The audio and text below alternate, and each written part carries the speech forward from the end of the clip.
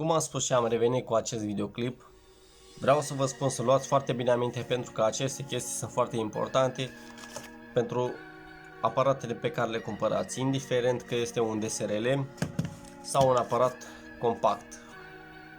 Este una și aceeași marcă, dar diferența dintre acest Sony și acest Sony, acesta este compact și acesta este detașabil.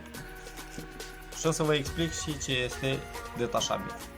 Detașabil este obiectivul pe care îl avem aici. Cumpărați aceste aparate. Vreau să fiți foarte atenți la obiectivele pe care le cumpărați, pentru că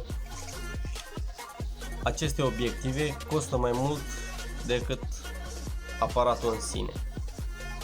Nu vreau să vă spun cu răutate, dar o să vă ajute foarte mult la pozele foarte clare pe care o să le faceți, poate nu acum, poate pe viitor sau când aveți voi timpul liber. La fel despre lentila acestei diafragme.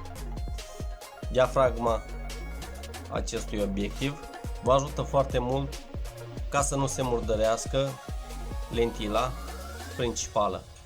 De asta avem și una de protecție ca să o putem atașa la acest obiectiv. Este foarte, foarte important. După cum puteți vedea, este deja pusă. Această capac, care este pur și simplu pentru razele foarte puternice ale soarelui, pe să vă încurce în momentul când faceți poze în natură sau în locuri foarte luminate. Aceasta o puteți folosi deschis sau închis. De ce vă spun asta? Deschis o puteți folosi normal, după cum puteți vedea, are deschiderea mare și are deschiderea mică. O să vă arăt în momentele următoare. Avem deschiderea mică pe care o facem aici. Deschiderea mică o avem pur și simplu aici. Aceasta este deschiderea mică. Pentru razele foarte puternică.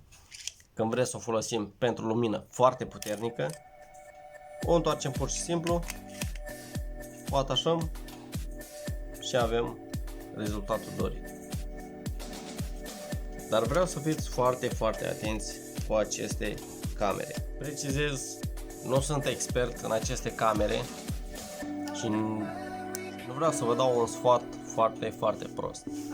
Dar vreau să fiți foarte atenți pentru că sunt unele momente pe care vreți să investiți în ceva și nu o să vă ajute foarte mult, pentru că o să spuneți la un moment dat: domnule, pe ce am dat bani?